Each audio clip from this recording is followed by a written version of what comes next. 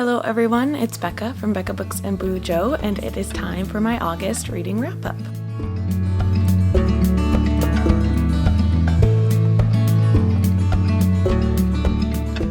I want to start this video with a little disclaimer. I am probably less energy than I should be to be filming right now, but I want to get this video out to you and keep with my normal schedule. It's been a rough week back at school. I started my new job and I am exhausted from that. Then one of our children tested positive for COVID, and so we're all just dealing with that. Another thing, I'm not going to talk much about these books because I vlogged every single day in August, and so I talked about these books at length in those videos. So I hate to be like, go watch those videos, but go check them out. If you can try to find where I talk about each book in those vlogs, that would be more helpful if you want more in-depth thoughts on these books. We're just going to go in order that I read them, and I'm not going to say much.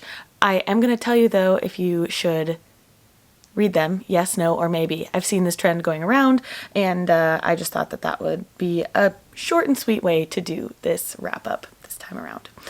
First of all, here's stats.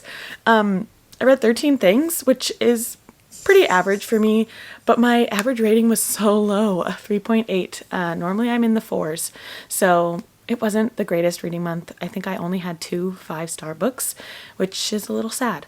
I definitely hit a rut toward the end of the month, and I'm still in that rut at the beginning of September, so I hope something can change and my reading turns around for the better, because I'm not having a great time, unfortunately. All right, first book I read in August was Gemina by Amy Kaufman and Jay Kristoff. This is the second in the Illuminae Files series. It's Illuminae, Gemina, and Obsidio. There's also a novella in there too. I picked a 4 for this, which meant it needed to be a long book, and this reached the 600 point mark, so I did get 5 points for myself for reading this book. And I would say, yes, read this book if you liked Illuminae and you want to continue on with the series, but it could definitely be a maybe if you're not into sci-fi. I found that the audiobook and reading it physically together was super interesting, and it went a little over my head sometimes with sci-fi chat, but I figured it out and I ultimately enjoyed it. I think I gave it 4 stars.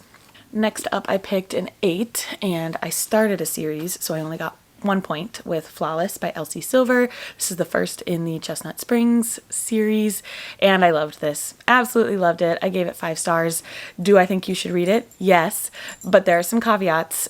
If you like romance, for sure read it, but it is pretty steamy, so you gotta watch for the spicy factor there. If you do not like open bedroom scenes, open door, what are they called? Open door bedroom scenes, you may not like this one because it gets pretty detailed.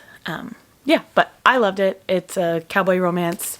Each of the books in the series follows a brother in this family that lives in Chestnut Springs, and I just bought the rest of the series. Can't wait to start book 2. Maybe that would get me out of my reading rut, actually, starting another romance in this series. Anyway, yes, read it. Because it was Ketchup-a-thon this month, or the first half of the month of August, I wanted to try to get some book of the month books on here. This was a readathon hosted by Krista from Books and Jams and Amy from Amy's Bookish Life. They like to catch up on their book of the month book box books. How many times can you say book in one sentence? A lot, obviously. So I tried to get book of the months on here, and I drew a king, which was genre. I chose one of my favorite genres, romance, to get 3 points. And I really love Allie Hazelwood. I think I've given 4 or 5 stars to most of her things, but this one was a dud. I maybe even landed on 2.5 or 3 stars. I can't remember, but I did not enjoy this one, unfortunately. So I would say no, you wouldn't have to read this one. Another book of the month, and I drew a 9 for this one, so I had to pick a book with a building on the cover, and this had many buildings on the cover. so I got 5 points for reading it, but it wasn't enjoyable. I think I gave it 2 stars. You could definitely pass on this one. It is basically the retelling of the Brock Turner case. The author did write this before that, I think, or it was like happening while the author, Gillian Medoff, was writing the book, but she thought it was still worthwhile to publish and get out into the world. I just didn't like any of the characters, which is hard for me. I want to at least like someone in the story, and I didn't with this book. And yeah, it was hard. It was hard to read and be in the minds of the people who were family of this boy who did the assaulting. So this one you can pass on. You do not need to read it.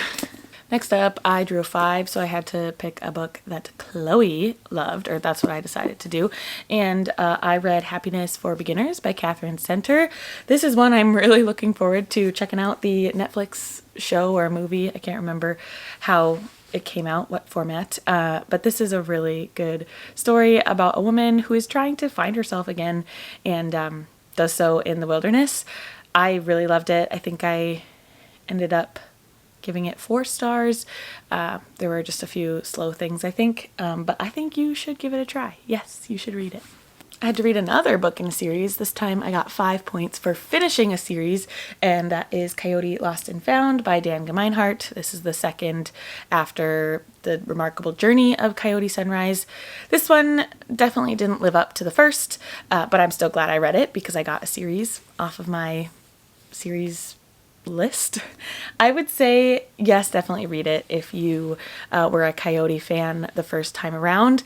It has some good life lessons in it, but it was also a little bit too much toward the end. Like you felt you were coming to a conclusion, and then there was more, and then there was more gut punches and heartbreaking moments, and it just felt almost too much toward the end. However, I still loved the journey that we went on with Coyote and her friends. So yeah, I think you should read this, or not if you're not a middle grade person and didn't read the first one. I had to read another book that Chloe loved, which was great. I got to know a little bit of my co-host's taste with Deck of TBR-a-thon. So I read After I Do by Taylor Jenkins Reid. This is one of the more backlist titles from Taylor Jenkins Reid. I read a lot of her historical books, but not many of her contemporary romance fiction kind of books. Let's see. I really, really loved this one. It is a great look at marriage. I think anybody who is in a marriage or long-term relationship should read this book. It talks about communicating with the person and the work that you have to put in with your partner in order to make your relationship thrive. I gave it 4.5 stars, and yes, I think you should read it. I did a poll for this one, so I got, I think, 3 points when I drew a 7, and this might be controversial, but you do not need to read this book. It is Unlikely Animals by Annie Hartnett. I read it for the book club I'm in with my friends. If it wasn't for that book club, I probably would have not finished it, although there was enough intrigue where I wanted to know where the story went. So I either could have just looked up spoilers or finished the book like I did. It took me like 2 weeks to read this book, which is a long time for me. So I am going to say that you can pass on this book. I think it was a good look at grief and family and moving back to your hometown to try to help your family amidst that grief and sickness, but too slow, way too slow. So you can pass on it if you'd like. I then pulled a jack, which meant I had to get a color in the title in order to get 5 points. And so I read Between Shades of Grey by Ruta Sepetys. I think I will say you should always read Ruta Sepetys' books. She writes wonderful historical fiction, usually geared toward young adult readers, and she uplifts stories in history that you may not know about or have never even heard of. And this is a World War II book, but we focus mostly on Estonia, Latvia, Lithuania, and Russia. So yes, we've all obviously read World War II books, but maybe not set in this space, in these countries. Super, super powerful. I ended up giving it 4 stars, and yes, I think you should give it a try. Next up, I read Crumbs by Danny Sterling. I always said her name wrong and said Danny Silver. It's Danny Sterling. I had to read this for a physical book, so I got 5 points for a relatively easy read. I was middle of the road with this book, 3 stars. It was cute and cozy and enjoyable, but also nothing remarkable.